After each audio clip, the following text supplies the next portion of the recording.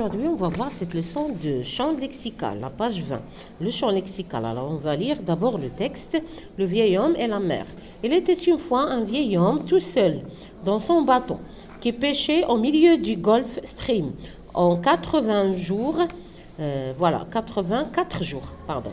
Il n'avait pas pris un poisson. Les 40 premiers jours, un jeune garçon l'accompagna. On embarqua donc le gamin sur un autre bateau, lequel, en une semaine, ramena 3 poissons superbes. Ernest Hemingway, Le vieil homme et la mer, Gallimard. Voilà. Alors, essayez de lire et relire le texte. Et maintenant, on va poser les mêmes questions de compréhension de tous les jours. Quels sont les personnages de ce texte? Alors, dans ce texte, nous avons le vieil homme et le jeune garçon. Le vieil homme et le jeune garçon. Où se trouve-t-il? Il se trouve dans la mer. Le titre, c'est Le vieil homme et la mer. La source, c'est Le vieil homme et la mer, toujours. L'auteur, c'est Ernest Hemingway. La maison d'édition, c'est Gallimard. Voilà. Alors, dans ce texte, nous avons beaucoup de mots qui ont rapport avec la mer. Quels sont ces mots?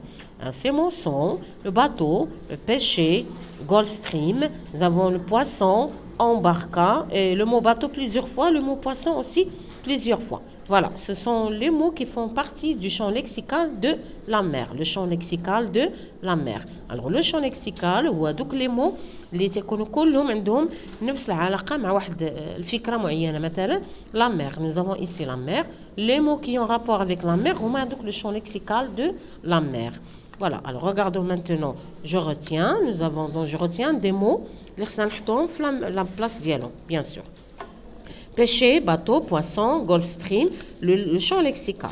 Voilà, alors on va dire les mots pêcher, bateau, poisson et Gulf Stream constituent le champ lexical de la mer. Le champ lexical est donc l'ensemble de mots, noms, verbes, adjectifs, adverbes qui se rapportent à un ou à une même idée. Voilà, alors ce sont des mots qui se rapportent à la même idée. Que ce soit des noms, bien des verbes, ou bien adjectifs, ou bien adverbes. كلهم عندهم نفس المعنى تقريبا, يعني كلهم تيمشيو مع نفس المعنى. Voilà.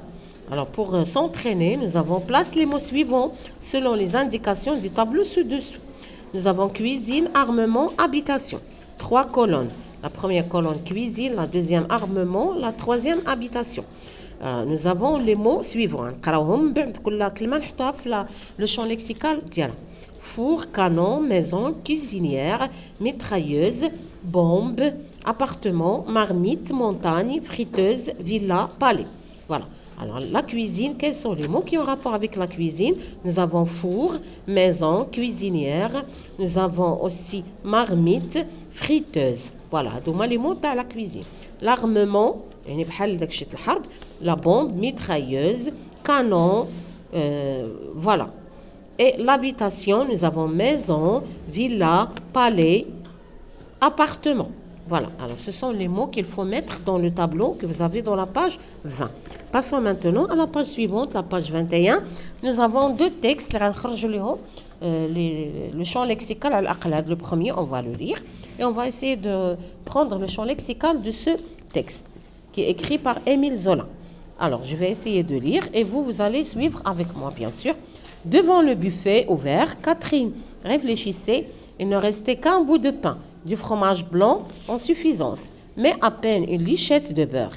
Et il s'agissait de faire les tartines pour eux 4.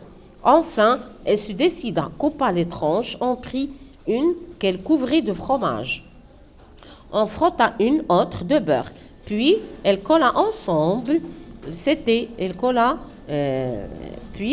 Elle les colla ensemble. C'était le briquet, la double tartine emportée chaque matin à la fosse. Bientôt, les 4 briquets furent en rang sur la table, répartis avec une sévère justice depuis le gros du père jusqu'au petit du Jeanlin. Émile Zola, Germinal. À partir de cette lecture, bien sûr, on peut dire que le texte regorge de mots qui font partie du langage le champ lexical de la cuisine.